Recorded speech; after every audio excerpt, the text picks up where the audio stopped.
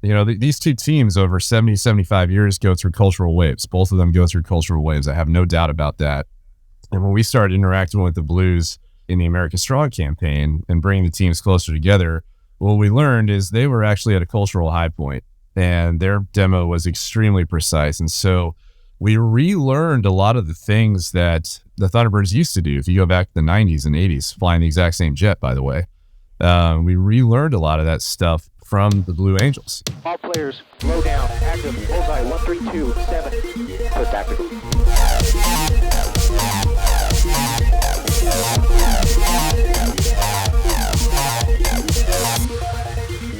Lights on.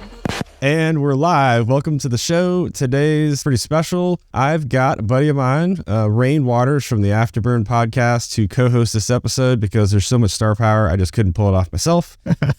And if you're listening to The Merge, that's me. We make sense of defense in an enjoyable way. If you're listening to this on the Afterburn pod with Rain, they're bringing people together through their stories. So welcome, Rain. Thanks for having me, Paco. This is fun. This is a lot in the making to come together, but I'm pretty excited about today. This was a challenge, logistically, technologically. There's some leg-breaking tech issues. Yes, but we're here. We pulled off the miracle, and I don't know if the technology can handle the star power we're gonna have today. But all right, let's do this. So on to the guests. Today we have not one special guest, but two special guests, both friends of mine. First up, we have Lieutenant Colonel Justin Astro Elliott. He is the commander of the United States Air Force Air Demonstration Squadron. That's the official name. Everyone just calls them the Thunderbirds. Welcome, Astro. Thanks, Paco. Good to be here. Thanks, Rain. Absolutely. If you're watching this on YouTube, you're probably wondering why there's a Blue Angels painting behind the Thunderbirds commander's shoulder in his office, because sitting next to Thunderbird 1 is our second special guest, which is Commander John Fizzle Fay, the executive officer of the Navy Flight Demonstration Squadron, also known as the Blue Angels. Welcome, Fizzle. Paco, thanks for having me, Rain. Thanks for being here, and Boss Astro as well. I'm glad to be here. Heads up for you listeners, this is probably not going to be the interview you think it's going to be. We'll talk about flying, we'll talk about some stuff, but this will be the interview that you need to hear. We're actually going to go behind the scenes with the teams, talk about the leaderships and all the things that you actually don't see at the air shows that actually makes these teams the high-performing teams that they are. So it's not the flying that makes them good, it's the leadership. Spoiler alert. All right, so to get us started, they're actually both sitting in the same room. So we'll talk about that in just a second. But I got a couple icebreakers. I'm going to put you guys on the spot. Astro, you know a ton about the Thunderbirds. So I'm going to ask you a trivia question about the Blue Angels. Nice. So Astro, when were the Blue Angels founded? 1946. Wow. That's right. All right, we're going to flip the script. Fizzle, do you know when the Thunderbirds were founded?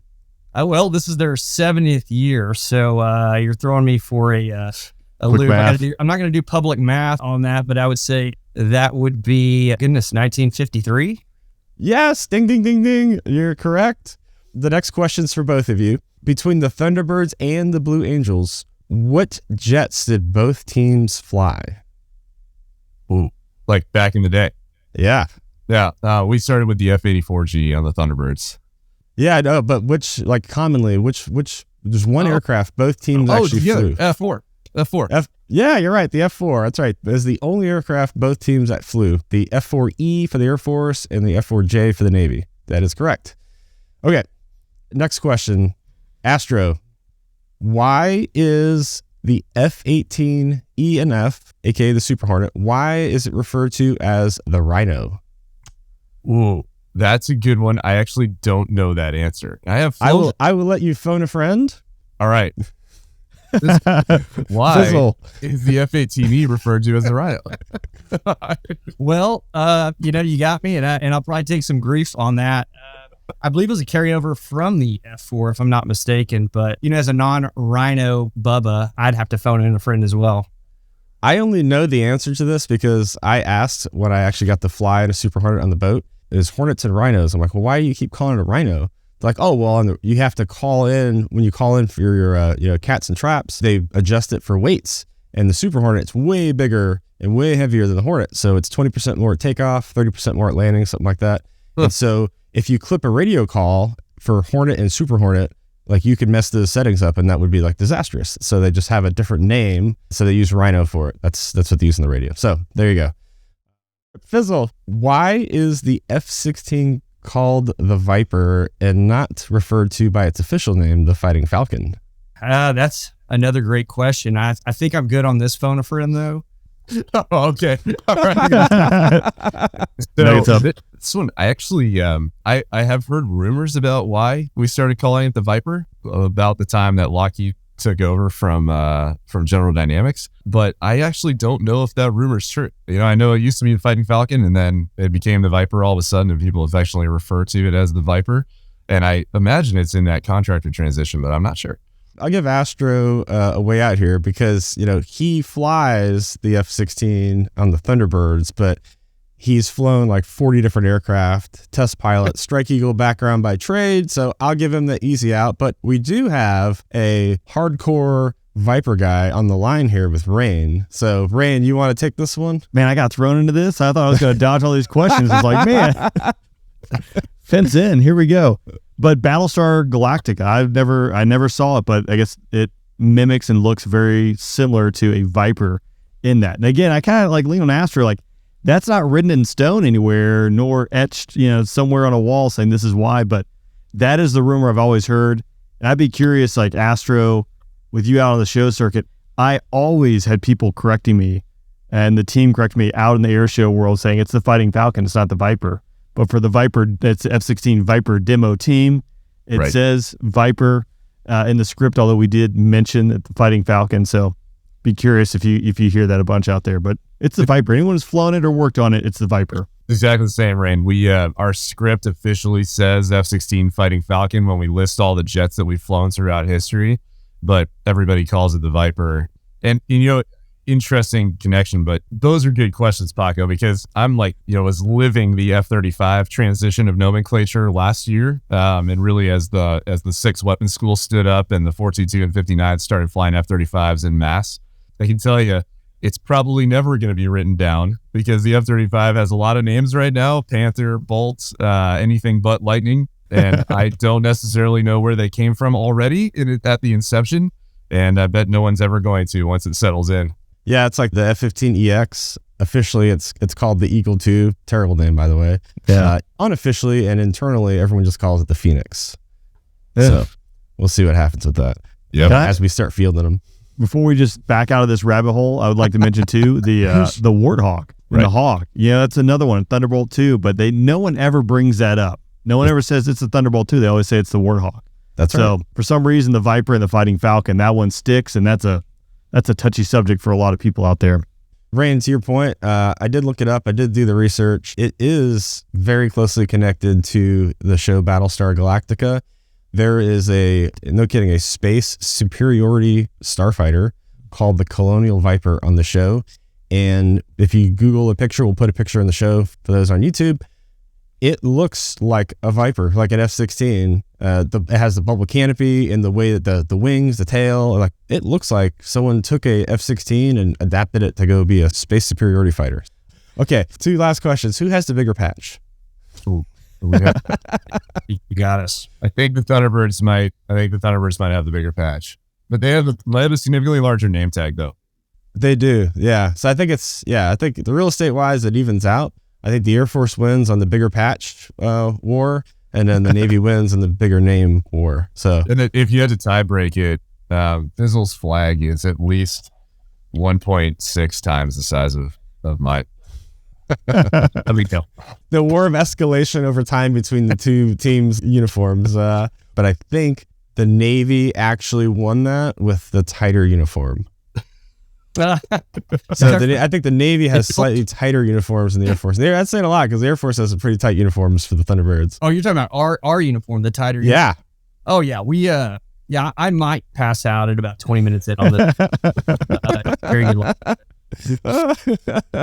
It's actually, Paco, as usual, it's a policy difference. So the Thunderbirds are allowed to unzip to the bottom of the one, but the Blue Angels are not allowed to unzip when in public view. So they are full Full tight. We're going to keep it professional, Jim. That's right. This is a place of business. That's right. Well, you don't have a G suit, so you got to make up the difference there with keeping that thing nice and snug. It effectively functions as a G suit. So I mean, it gives you an extra G and a half just from the tailor. So that's exactly right. So before we jump into it, can you just tell everyone, why are you guys sitting in the same room? The casual listener might be like, well, they're different services. They have different aircraft. They are on the air show circuit, but they do different air shows. You hardly ever see them together. Clearly, they don't talk to each other. Why are you guys sitting in the same room right now? I'll start and then Fizzle. I think you're probably good to deep dive on the background because Fizzle was actually here when this started. The two teams got very close during the American Strong campaign back when the pandemic shut down our seasons and we ended up flying over hospitals and cities instead. And that was the beginning of a relationship that was frankly long overdue between the two teams. So we are in El Centro, California, where the Blue Angels train for their 3 months of winter training every year. The Thunderbirds, starting in my first year in 2022, brought on a training syllabus that involved multiple deployments. So instead of staying at Nellis Air Force Base and anchoring for the entirety of training season and pushing all the risk of travel and logistics and everything that goes on in show season all the way to the right to March, we decided that we were going to move every 2 weeks to a different location. And the culmination of that movement phase is right here with our brothers and sisters in the Blue Angels. So we're here for 8 days, training alternating goes with the Blues. So they fly first go, then we fly second go, they fly third go, we fly fourth go. And sometimes they even fly a fifth go afterwards and wrap it all up. Share lessons learned, fly together, learn from each other, and build a better team for the Department of Defense in the United States. Awesome. And you guys have a tradition now where you have kind of like a joint dinner, right? We should do dinner. We do. Navy League has been hosting a dinner here. It's an opportunity for us to for both teams to kind of get like a commit atmosphere. Boss Astro, I think y'all probably did some stuff like that, but for us, it was an opportunity for the officers, at least our officer wardroom, to get out there, go through the boss commit speech, and then team introductions to kind of inform the public on what we do. Because public outreach, let's face it, that's 50% of our mission right there. So it's a great opportunity for both teams to do that. I would just simply say that this the joint interoperability, this is our 4th year of doing it. It's iron sharpens iron. We are one team, one fight in this whole thing. Neither of us are deliberately coming out saying that we're recruiting from one service to the other. We're both in it to say, hey, go out and be a better version of yourself, inspire the next generation behind us, and kind of showcase this culture of excellence that I think both teams exhibit. It is a sibling rivalry as someone who has siblings. But that also means that we're family. And I think the last 4 years have really emphasized that between both teams, and we're better for it. Was there anything that changed in the way that you fly or operate that you learned from the other team? They say, hey, that's a better way of doing it. Let's tweak here or there. Was there anything that came out of this process? Oh boy, did it ever. Raid, how far do you want me to go with this? I can talk for 5 straight minutes on that question alone. Well, I think it's good. I mean, because it's one thing if you're the premier demonstration team, right, and you're operating at that level, it is tough, I think, for a lot of people sometimes, like, I don't need to learn anything else. But that's the thing at fighter pilots, right? Like, you're always striving to be better. And I think the humility part is a key piece, but not an easy thing to do when, again, you're wearing a blue flight suit and you guys have been right? Like, don't need to take anything from anyone else. So I think people would be interested to hear just the fact of, what influenced one another. Okay. Well, it was a lot. I'm gonna take you guys on a bit of a historic journey here through the Thunderbirds. And then we can go a lot deeper on this as we get into the podcast. But just to kind of give you a big picture overview of where we were at before this interaction started between the Blues and the Thunderbirds. Thunderbirds were in a pretty tough period in history. You go back to just prior to the pandemic, back to 2018, 2019 timeframe, and look at a snapshot in Thunderbird history. Here's what you see. You had a fatal accident that killed Cajun.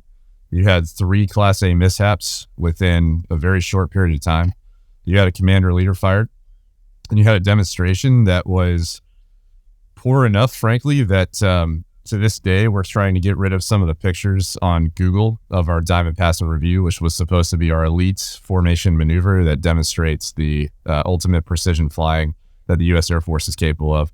And Paco and Rain, I'll send you that photo just so you've got it, because I think it's worth showing people. that sometimes it's difficult to see culture drift in an organization, and sometimes it is not. Sometimes it's right there, visibly right in front of you.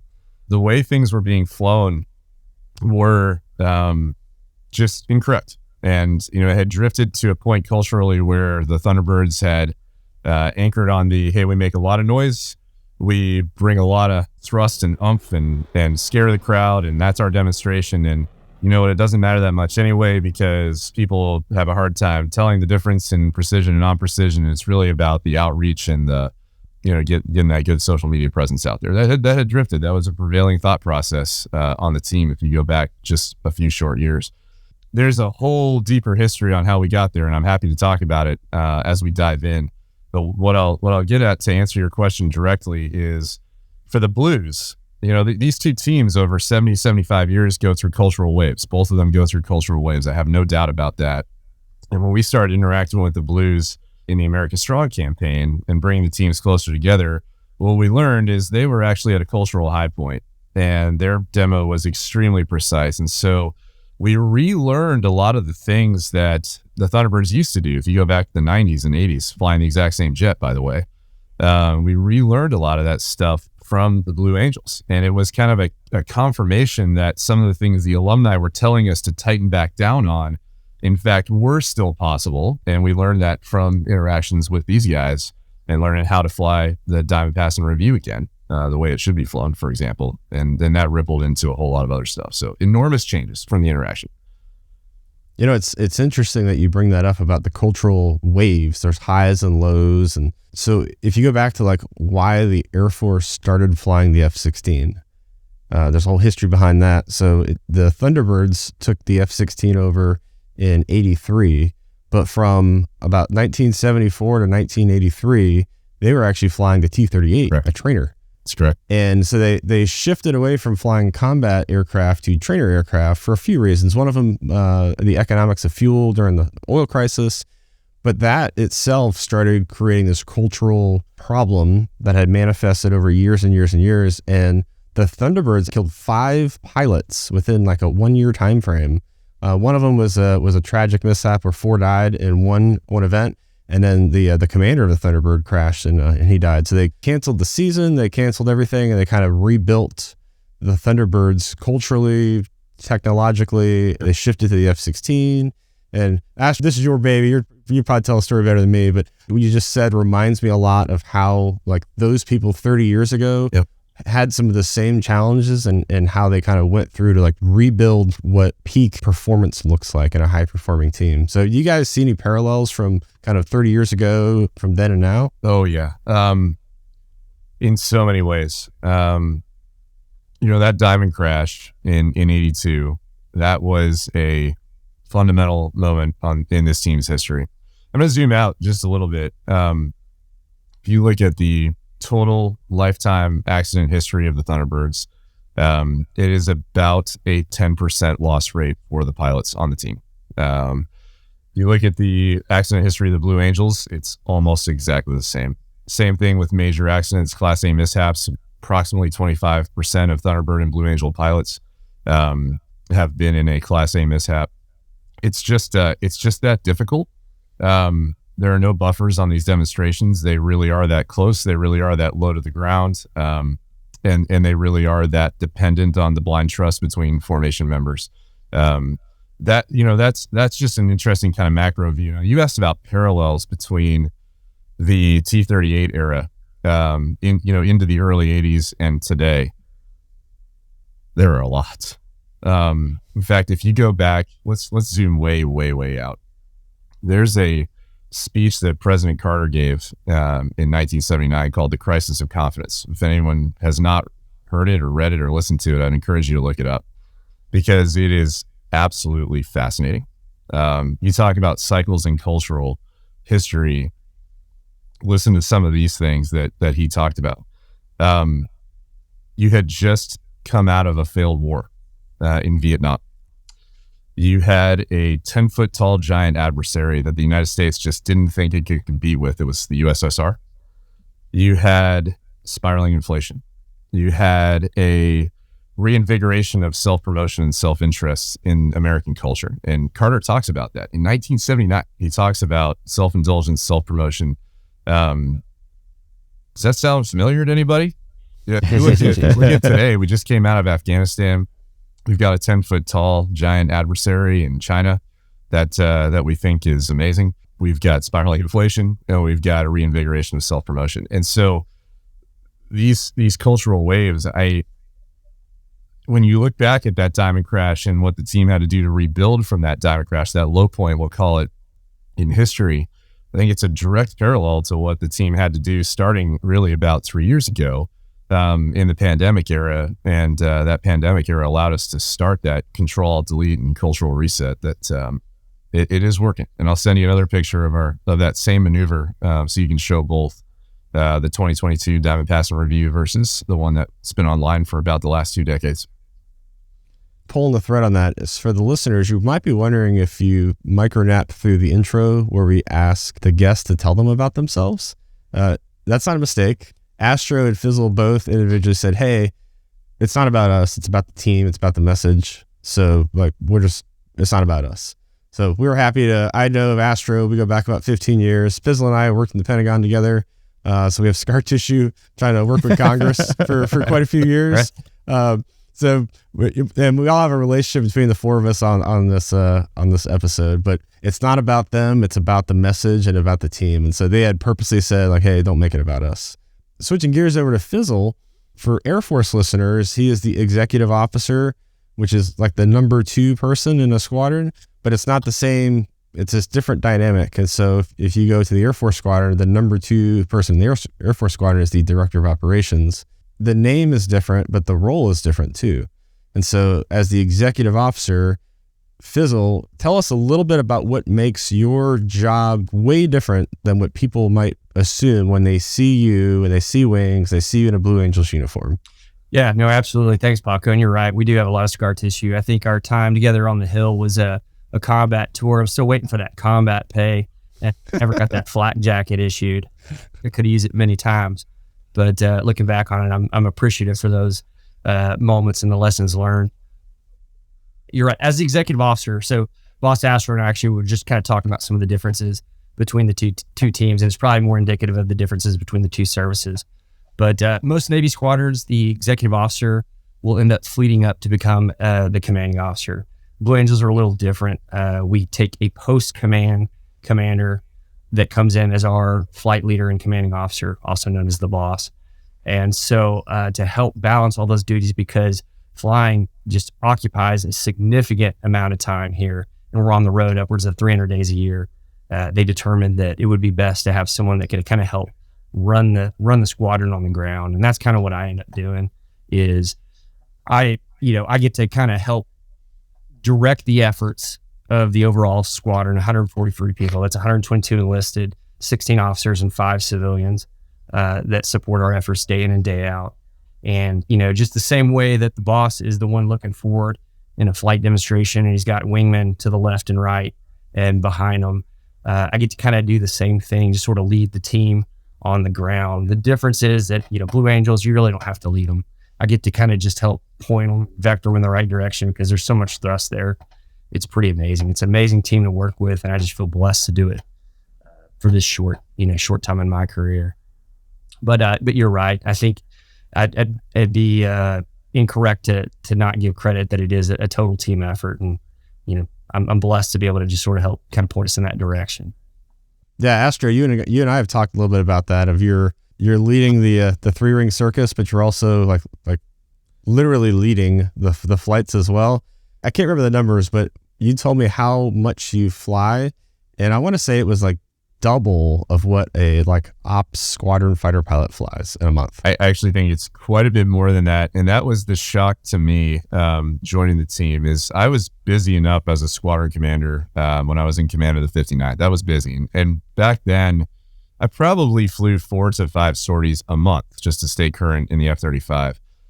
And you take over the Thunderbirds and you have a command job that, just like Fizzle described, 135 people, enormous logistics challenges, pretty busy command job. And on top of that, I fly 12 sorties a week So 48 sorties a month, and I'm the flight lead on every single one of them. And I cannot tell you how difficult this demonstration is to fly. I've flown experimental test aircraft. I've flown through weapons school. I've done most of the things that are considered very challenging in the Air Force, and leading this demonstration is it takes 95% of my brain capacity every single time, and this is after doing it hundreds of times. It just makes it busy, and right back to what Fizzle just described, blind trust is our motto for a reason. You are completely reliant on your team to execute that logistics flow, that maintenance mission, everything that has to be done to make sure that demo is possible on the ground. If you try to micromanage that as Thunderbird 1, it is not possible. So the trust in your people it's required. And I've been rewarded by just letting them run. I think, Nice. boss, I think y'all are probably the same, but we always say our demonstration is founded on teamwork and trust. And those are the two principles that, are kind of the glue between keeping the thing together. And you're absolutely right. You have a whole squadron of people that are doers, that are at yes, they're already at yes, and they're moving forward safely. We're doing a very dangerous mission as safely as we can. Yep. Fizzle, you have a LinkedIn profile, and I want to say you have a saying that's on your profile, and you had a post about it about a month or two ago, and you tell me what the saying was and how you use it. I think that's pretty insightful. It's glad to be here. It's nothing that I created. I want to say it dates back to our team in the 80s or possibly 90s. But it ultimately is just a statement of gratitude, a statement of not only the position that you occupy, but everything that got you to that point, the goods, the bads and the others, because that all kind of formed you into what you are. And it's just about recognizing the incredibly, important and humbling position that we have at this point in time and going forward. So we, at the end of every in our debrief, we say, glad to be here, boss, I'm glad to be here. And that's kind of our affirming statement to one another that we recognize it's part of that culture of caring and culture of excellence that we all try and exhibit. I interviewed a former Blue Angel not too long ago, because when I did the air shows, I was typically paired up with the Blues, right? So I got to travel around a bunch. But we were down in Vero Beach, and he smacked a bird doing about 600 knots. There was an epic flame that someone captured coming out of his motor, and the show went on. But to speak to the excellence part and how precise and the team effort that went into it, he just makes his radio call that he has an issue, that he's going to go below one of the other Blues and land the jet, and the thing keeps going on. But just how dynamic that performance is, the amount of moving pieces that are all going on in such a very small piece of sky is really impressive. And I know you didn't want to make it about you guys, but I think it's probably worth at least highlighting a little bit, because if they haven't gathered at this point how difficult it is. Like Astro, I think when you say, hey, this is really tough to do, just a little bit like your background in particular, being a weapons school graduate, a test pilot school graduate, like that's a pretty rare thing. So you're a graduated squadron commander, and I didn't know this until I started doing air shows. The Blues graduated squadron commander, and then usually during the show season, I saw two bosses pin on 06. Yes. Has the Thunderbirds normally done that, or is it usually that is stepping into a squadron command position, not having been a graduated squadron commander? Is that a change, or how does that work? It's a change, Rain. You nailed it. And that was, to our question earlier about what we got out of the Blues, that was one of the things that COMAC signed off on once he understood the importance of that. Because if you are walking into Thunderbird 1 as your very first command position, something's going to give. It's very unlikely that you're going to be able to perform as a squadron commander for the first time, and everything that entails, as well as lead a demo 12 times a week. We don't have weekends. I think that's important to understand for folks. That moment of that you get, after a tough week of work, we don't have that. And so there's very little time to just sit down and catch up on your admin or, whatever else you had to do, whether that be in your personal life or your professional life. And so there's very little time to just go, okay, how can I get ahead? It is every day is a pretty challenging day. Yeah, I'm not kidding, Rain. You hit on my background a little bit. I'll use that to just say that this is definitely the hardest flying I've ever done, and the most challenging day-to-day strategic thought that I've had to do as well. There's a lot that goes on. You know, you think about here's the show season. You look at the calendar. Like, here's where it starts. Here's the events. Here's where it ends. That's just one of your seasons. You don't have an off season. You have a show season and you have a training season. And the training season is when you shuffle the manpower. So all the people move. Some people join the team. So there's a spin up. They move positions. And so maintaining that strong cohesion of a high performance team with that much turnover every 12 to 24 months is, I think it's something that doesn't get enough attention, but it's, you look at the Thunderbirds, you see the aircraft, or the Blue Angels, you see the aircraft, you see the people, and you assume that they're the same people from season to season, but they're not. Yeah. I'll take a stab at that if that's all right. Yeah. Go for it. First off, I'll say, like any good brother, if big Air Force, big Navy saw us with this setup, coming into this, they'd remove those silver Oakleys from us. But if they got to meet Boss Astro, no doubt they'd be putting a star or two on him because he's a solid guy. So we've enjoyed working together for sure. People don't realize that, a lot of times I think we go to Crowdline, we engage with the American public, and that a lot of times there's this perception that you join the military and you're a Blue Angel or a Thunderbird, right? And it's, couldn't be further from the truth. And I know both teams have worked hard to reconnect with, what we call in the Navy, the fleet for y'all, your fighter force, right? Like showing people that, hey, we come from flying gray jets, and that's what we go back to after this tour. This is just a small moment in time that we get to go and highlight the, all the men and women that are serving around the globe doing all these great things that are out of eyesight. So there is that piece. I know for us, we are gone, 300 days, so it's busy, and you have to learn that as a newbie coming in. 1/3 of our team is new every year. 1/3 of our enlisted force. A little over, half of our flight demonstrations, so half of the Delta, 3 of our 6 pilots every year are new, and then just shy of half of our wardroom, our officer wardroom of 16 or 17 officers is new every year. Is learning it for the first time. So to achieve that level of excellence, we're always shooting for perfection, but in the end we catch excellence.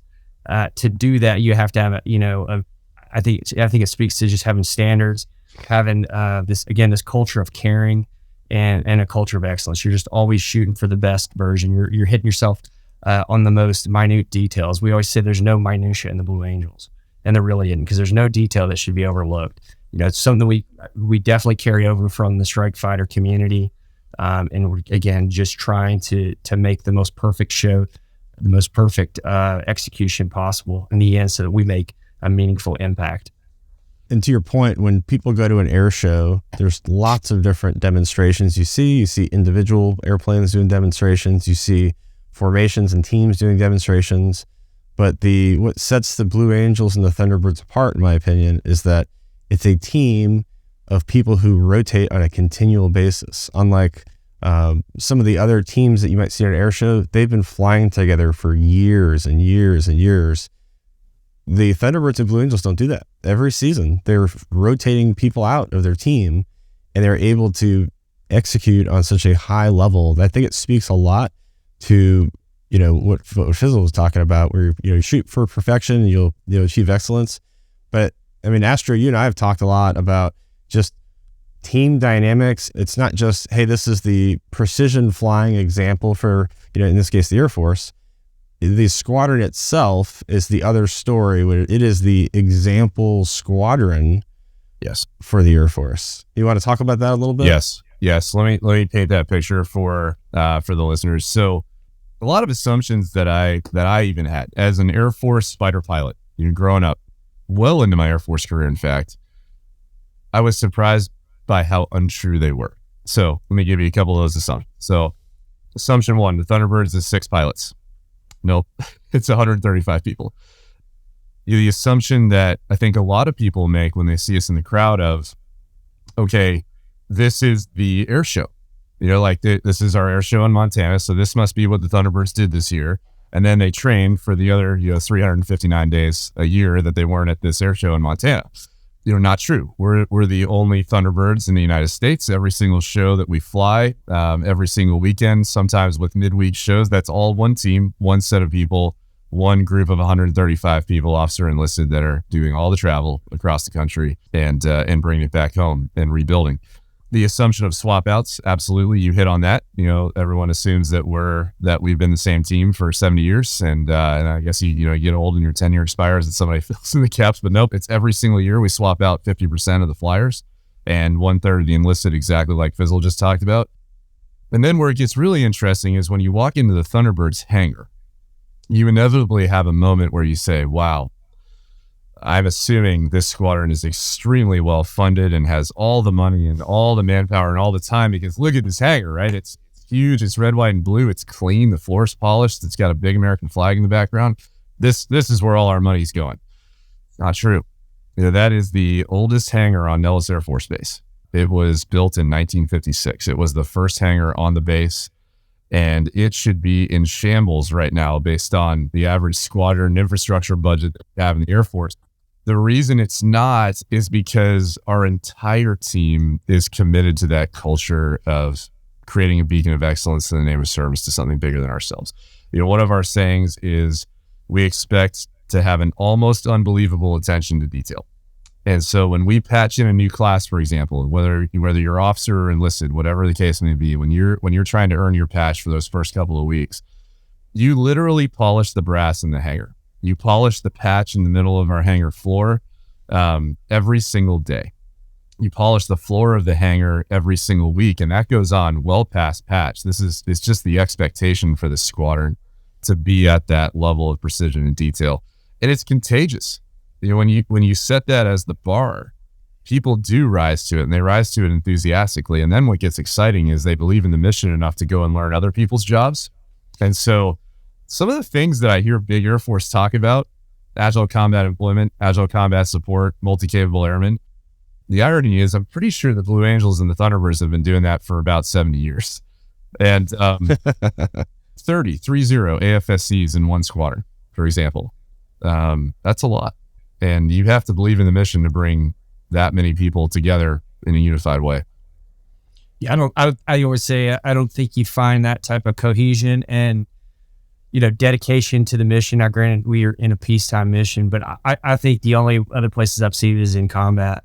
You see people kind of unify. It's a common objective, common goal. Everyone's working towards it. We get to be a part of that day in and day out. It's pretty awesome. Are the Blue Angels still housed in the VT-86 hangar at Pensacola? Yeah, that'd be a good trivia question because I don't know how old that hangar is, but again, same thing like Boss mentioned. It's an older hangar, but I think we take a little bit of pride in it.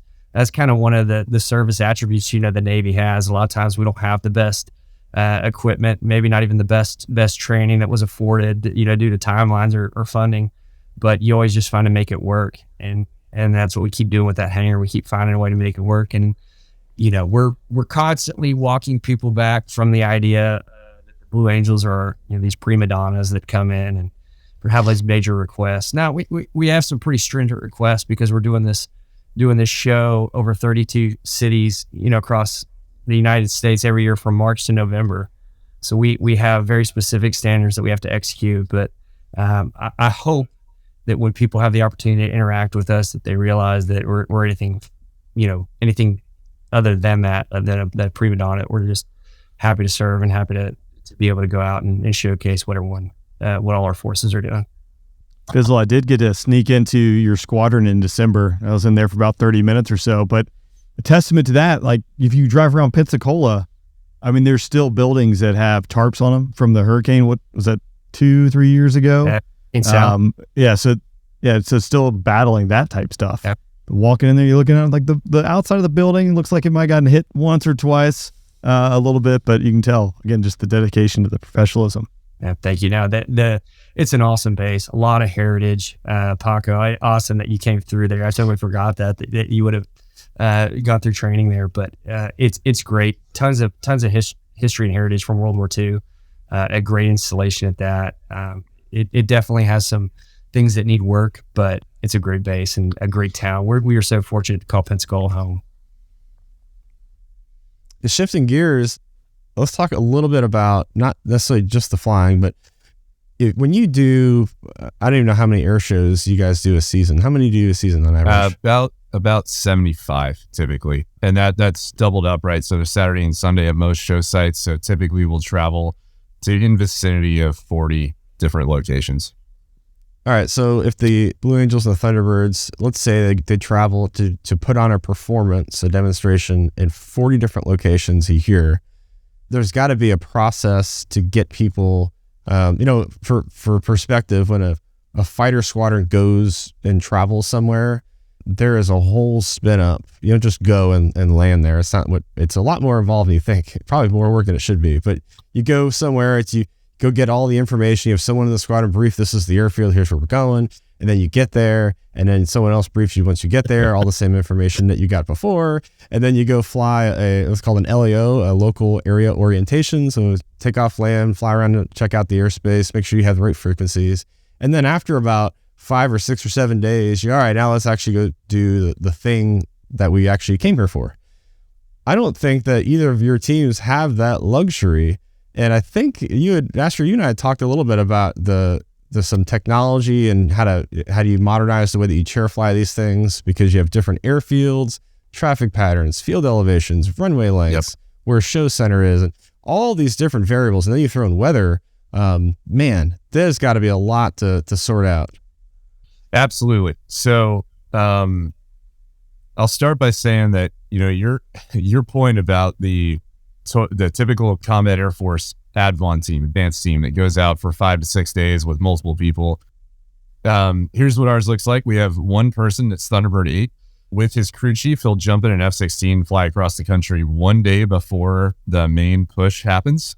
And that's similar this year. So he'll arrive on station and he'll have about 12 hours to prepare the battle space for the arrival of the big team. Here's what that arrival looks like. 7 jets, 7 more F-16s. So Thunderbird 1 through 7 will fly across the country. We'll refuel usually multiple times. We're typically going east from Las Vegas. So we'll typically lose 2 to 3 hours in that journey just in daylight alone. Barely make it onto the ground in time to put the jets to bed. Our C-17 will land. That's got 70 people on it with all of our spare engines, parts, everything that we would need to operate logistically in that new environment. No, by the way, it's never on an Air Force base, right? So you can forget about back shop support, anything that you need to reach back to fix jets on the ramp. It's all got to be in that C-17. To include all of the show center equipment, everything required for the audio visuals, and just everything that's required to put on an air show. So that's going to land. It's going to unload overnight. And then the next morning, we're going to fly a 7-turn 6 or a 7-turn 7 with the 7 to 8 fighters that we've got on the ramp. It's just astounding. And that is, Paco, to answer your question, that is our LAO. The first sortie we do is basically a demonstration, but just with the Diamond.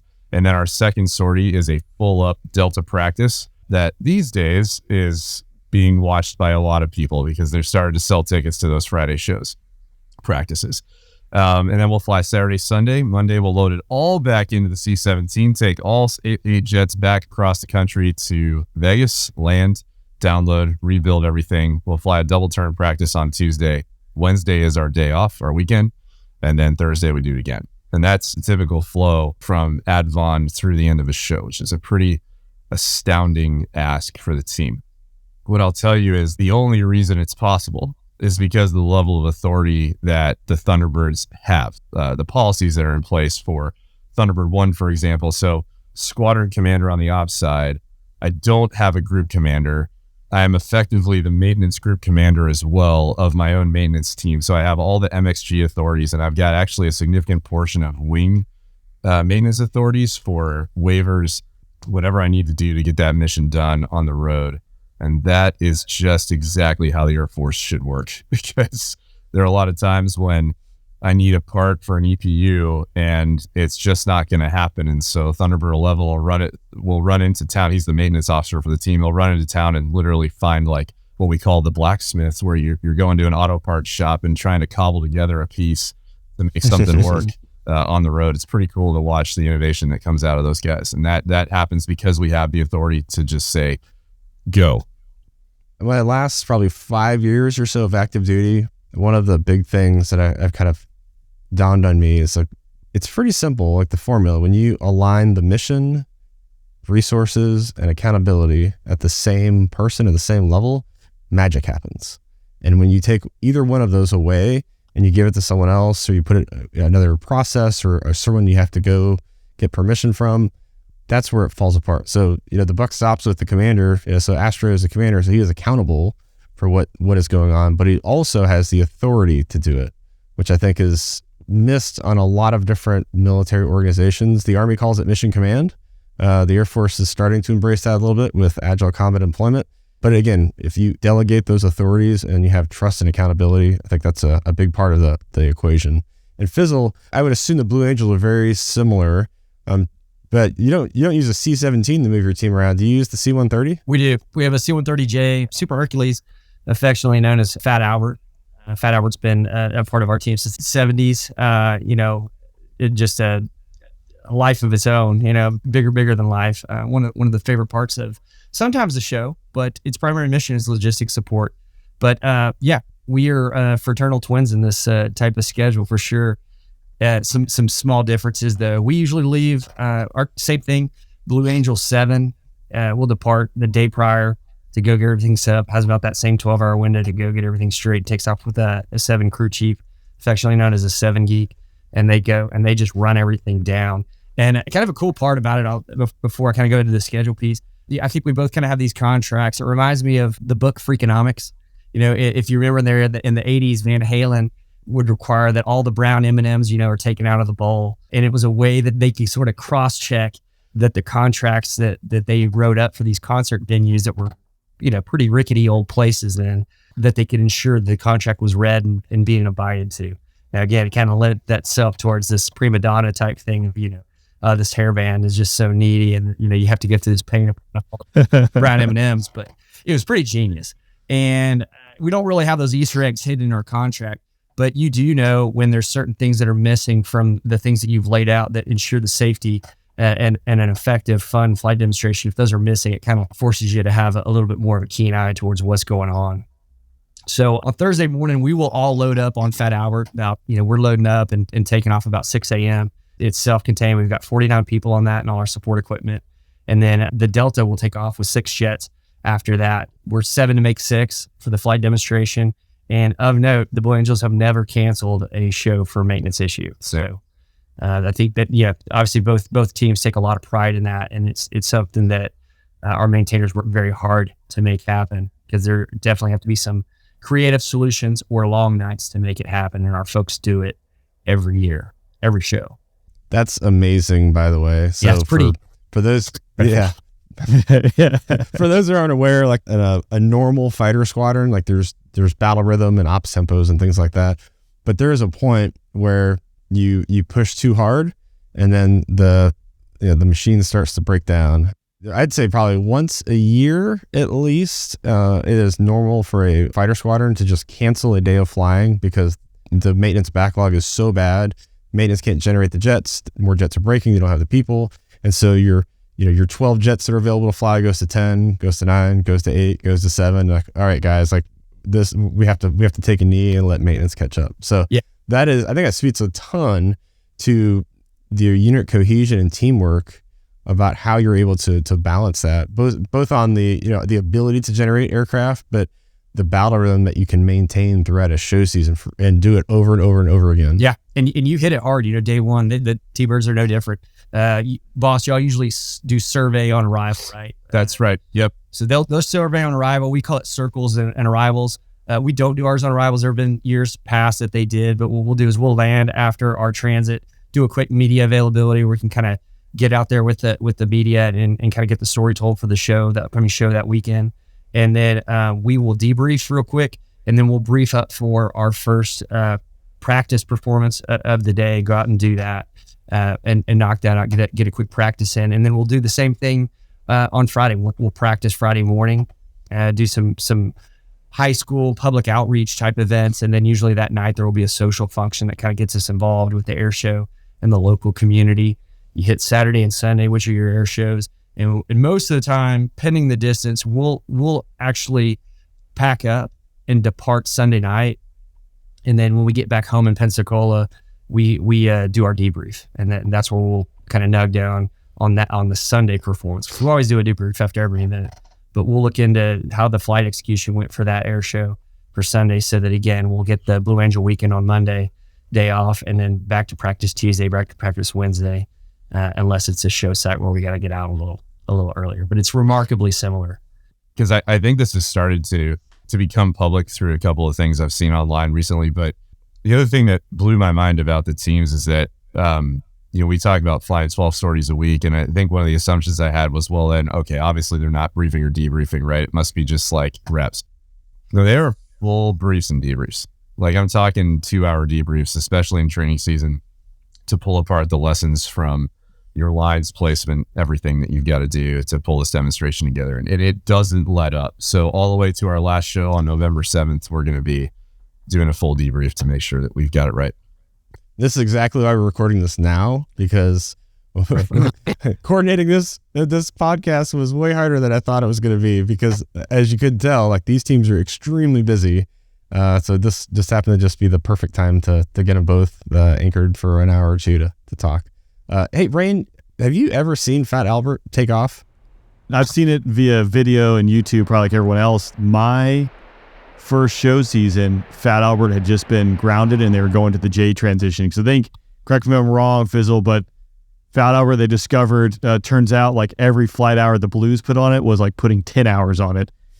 So it was like, and Oops. yeah, so you got like 12 more hours left flying this plane, and that's it. There's a pretty So- wild calculation that goes in, the flight hours on aircraft for any sort of demo.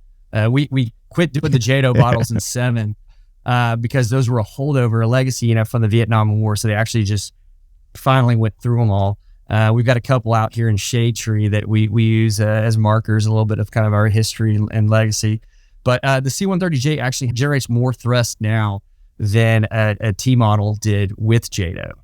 So, Wow. tribute to the horsepower in those engines, and with what Lockheed has done with it, it's pretty amazing. Wow.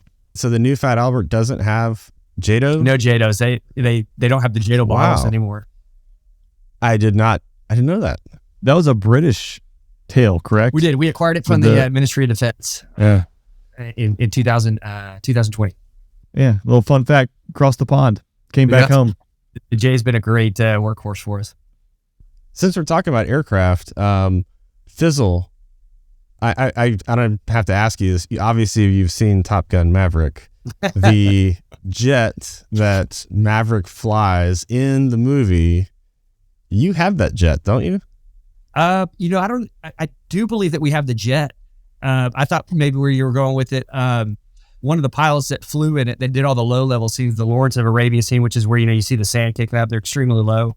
That was actually one of our previous solo pilots. One of my classmates from the Naval Academy, Frank Weiser, Walleye, and he's been kind of going around and talking about those experiences. And he's got a great quote, just exhibits everything you'd expect in a fighter pilot, where the makeup artist is talking about they had a fake head hairline that was Tom Cruise's hairline on his, because anytime the camera was looking forward, it needed to look like it was Tom Cruise flying. Now, Tom Cruise was actually in the back. It was a 2-seater. And so the makeup artist is, kind of saying, like, who are you playing today? And, he looks at the makeup artist and says, I don't think you understand this correctly. I'm not impersonating anyone. They're impersonating us. This is what we go out and do. It is like, perfect, perfect level of assuredness, we'll say. That. But yes, I do believe we do have that tail, but it's the same aircraft, and that's one thing that we've been telling everyone is, this is the same aircraft that if you went out and saw Top Gun 2, that this is a fleet aircraft. It's just painted in these funny, blue and gold colors, but it's the same exact one. I thought Fizzle was going to say he hadn't seen it yet. Yeah, but like, stop the recording. It's part of the, it's a prerequisite, right? Is it not? Right, yeah. It's mandatory. It's a syllabus item.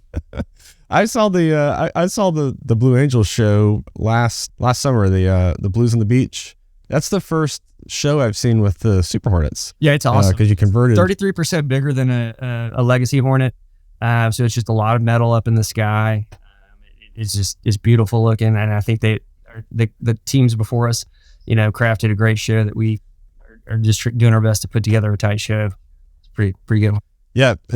So for people who aren't aware, when you say like F-16, F-18, those are actually roughly the same size. It came out of the same program back in the 80s.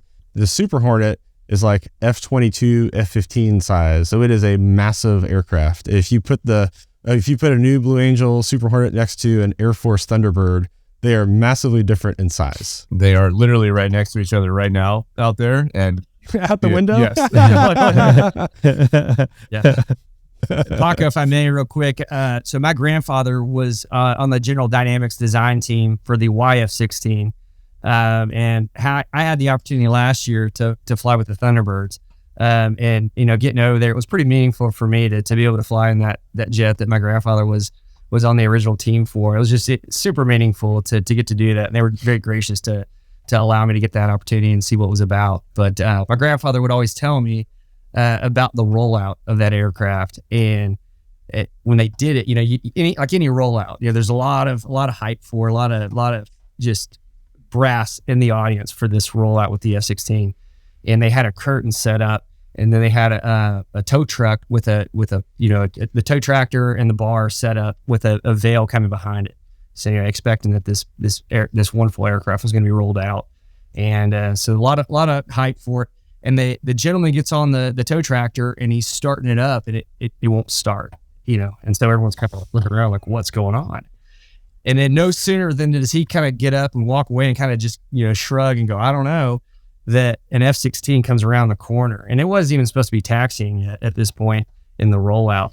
And they had that thing already taxiing. And as they're doing it, they were pumping the brakes so that it was nodding its head towards the DVs there. So it was a super cool story. I felt it was such an honor to be able to fly in that jet and to be able to tell it to these, world-class demonstration team, how meaningful it was to me. Fizzle sent me an RMO, a copper RMO from that rollout after flying with it last year. And it was one of the most meaningful things anyone's ever sent me, brother. It was amazing. It was from his grandfather, and you can see that it was from that rollout date. He told me that story. It was awesome. Wow. That's incredible. That is incredible. So Fizzle, you've flown in both teams.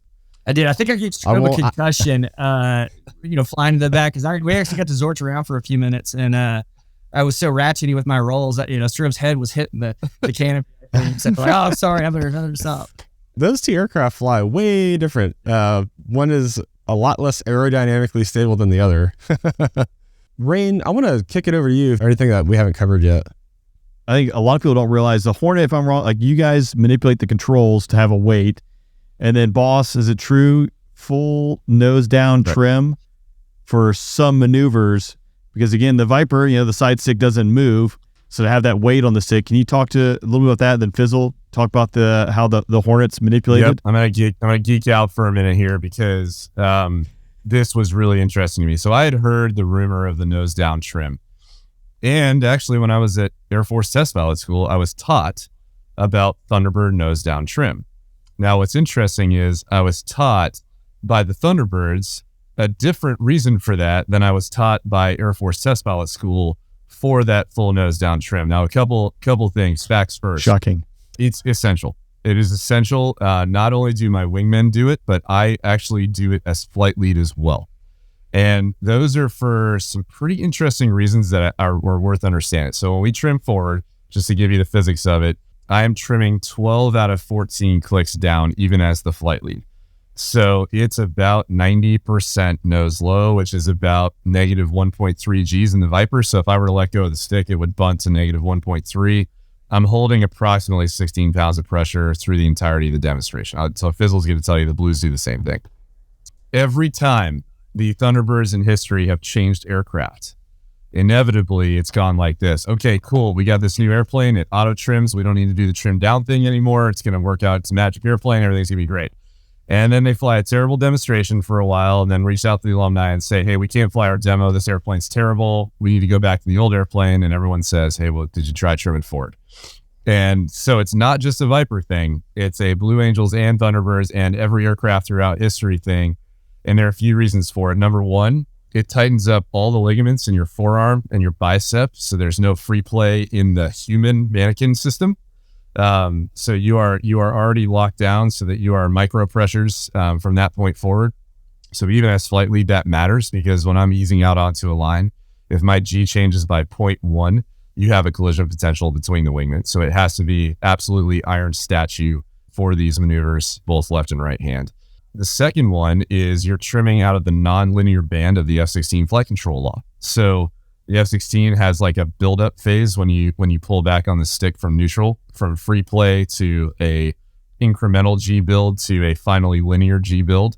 And when you trim full forward, you actually move outside of that non-linear band, and you're just operating in that linear zone on the downside of the stick. That's what test pilot school taught me.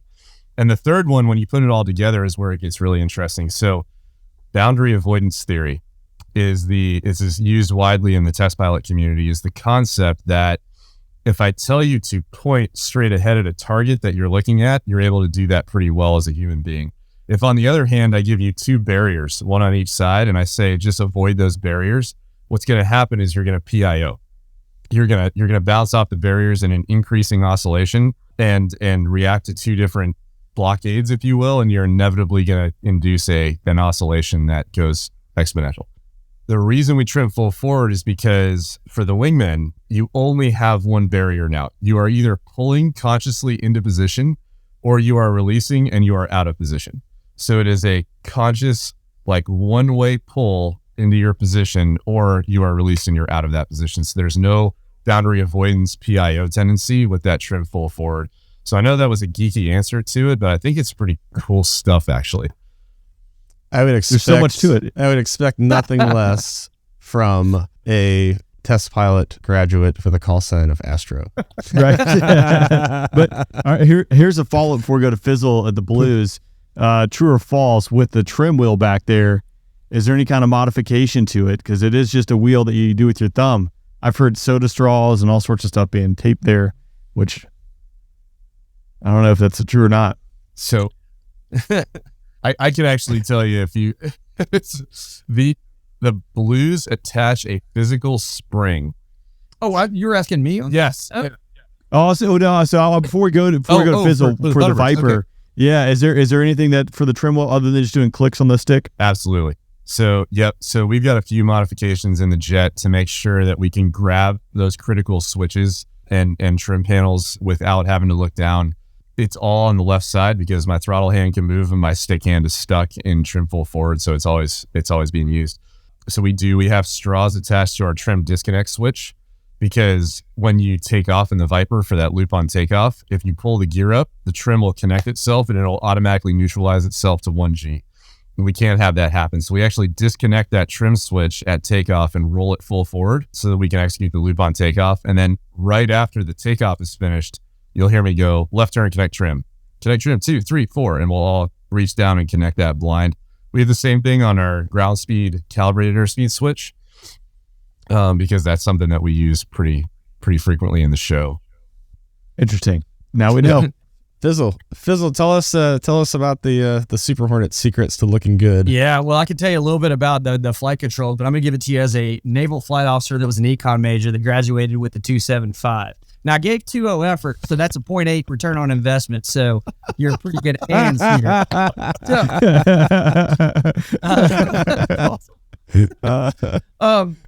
So we don't fly with the G suit, and the reason why, because you got this stick is in between your legs, and the inflating of the G suit would cause artificial movement that we just can't have. I mean, both teams extremely tight maneuvers, and we call it a fulcrum. So you got their hand on their leg, just kind of fulcruming out on what is effectively a 40-pound spring that's pulling those forward on the stick to give you that artificial feel and requiring you to have backstick pressure on it to even it out.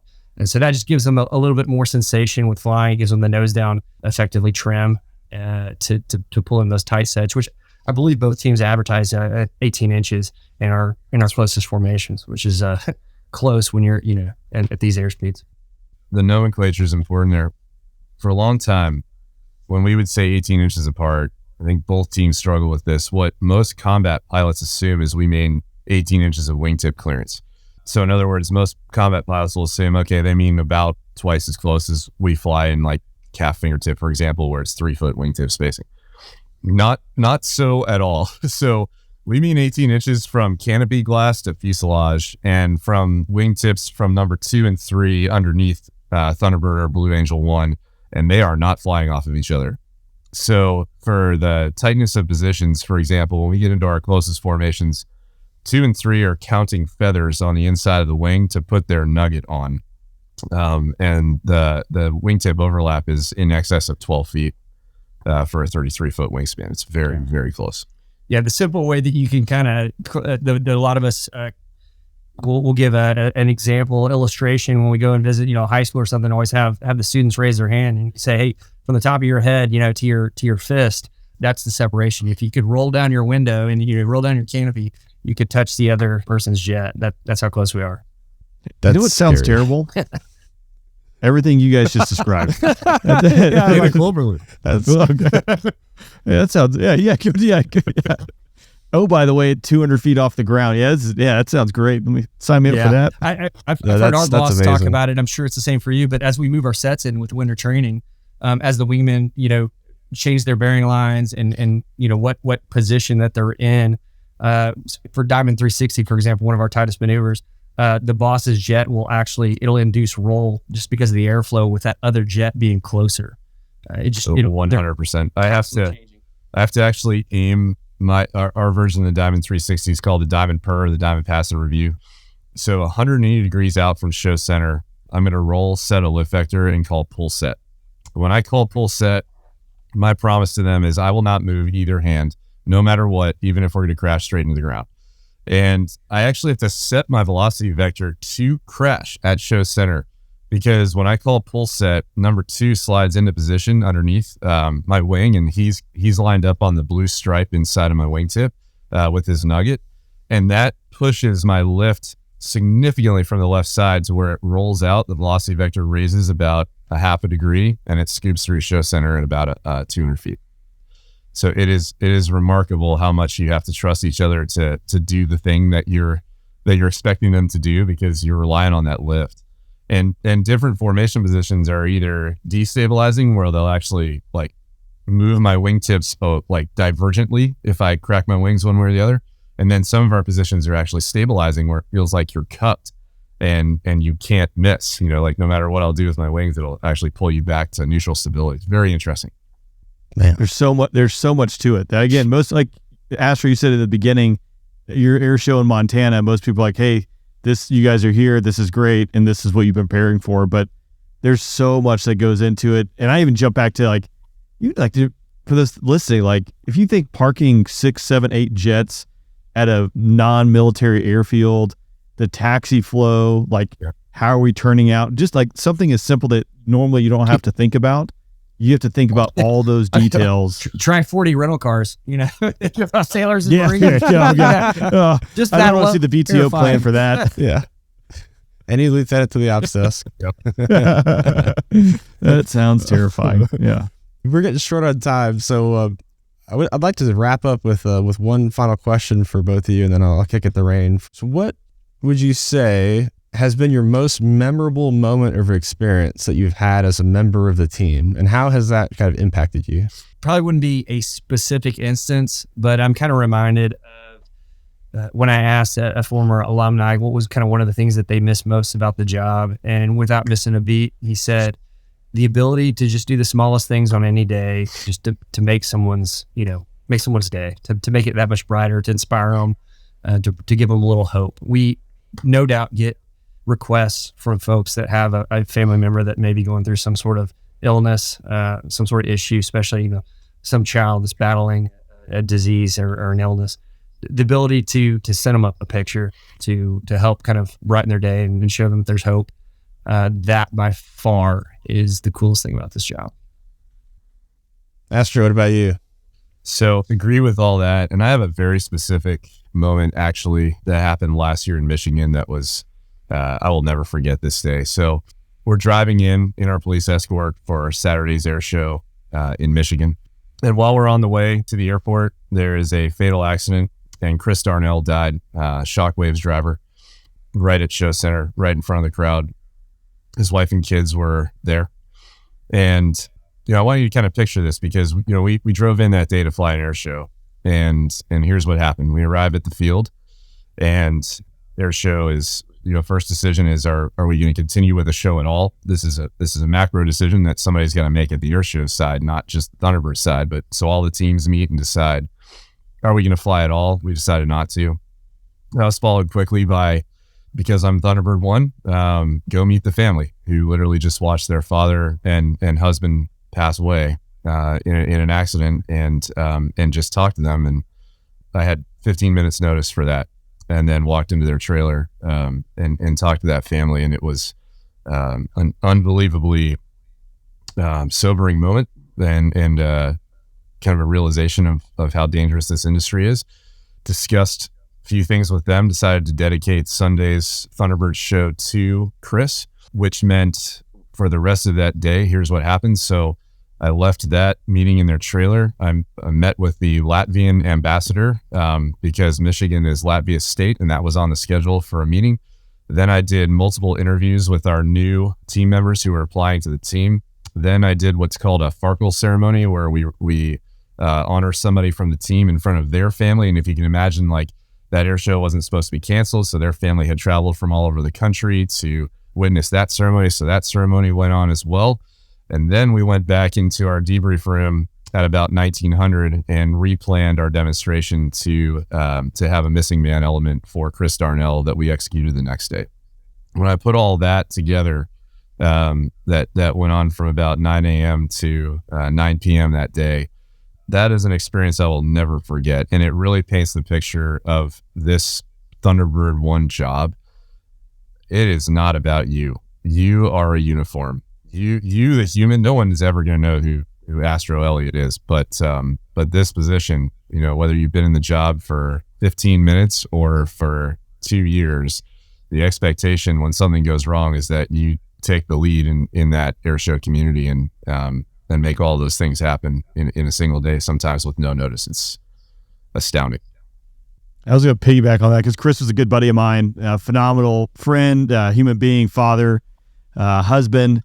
And I would say, boss, the piece of informal, which I'm sure I know you were exposed to and saw it, but there is a video that's out there of you speaking on Sunday, yes, I think, after the performance, talking about some of the significance, which is pretty powerful. I think Rick Peterson put that together. But I know one aspect that you guys did was putting Chris's name on the jet, which, as you talked about earlier, it's not like you guys had the back shop there in Michigan. So it was a team effort to go figure out how to scrape together off the jets in town to be able to put his name on the jet. And then do you mind recalling that's some of the significance of him flying with you guys on that? Because for me, it's powerful. No. Again, Chris is a good buddy of mine. Thanks for mentioning that. I did not know that video was out there, and I do remember that ceremony. It was Sunday right after landing from that demo with the missing man. It was important to us that he flew in the wheel well. That's where we put our fallen warriors. We'll do those ceremonies on occasion in different hometowns, and typically we know that there's going to be a fallen warrior, so we have those letters already pre-printed and we can put those in the wheel well. Our maintenance team, they're incredible human beings. They literally went and peeled individual letters off of the aircraft that we had to create Chris Darnell's name in the wheel well, so that when we take off, the gear comes up, it folds into the heart of the aircraft. That's what we call it, and that's where we fly our fallen warriors.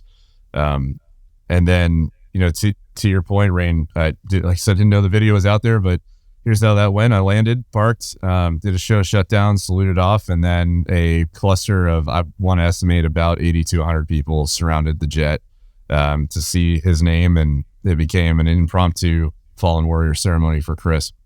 And one of the most meaningful times of my life. Thanks for doing that. I know that was meant a lot to the family, particularly it's something that, we're going through literally the worst time in your life. To have someone take the time and the effort to honor his legacy, it's huge. Man. Well, you can't top that. Yeah, man. Rand, mic drop. Yeah, mic drop. Rand, you want to do the outro? Yeah, sure. No, it's again, I think it's a really powerful way to end this, because that parallels through all our services and our time. It's all about the people you serve with, and there's highs and there's lows, but that is a testament, I think, to the community that we're a part of, and specifically now if you're talking air shows, what you do. But I know both of you are incredibly busy, and it's not going to get any easier. Here Ford Fizzle, I might see you at Sun and Fun if you're around. So hopefully get a high five you in person there. But thank you for taking the time today. Again, this is your one day off. We've now consumed half your day between the setup and now the recording of this.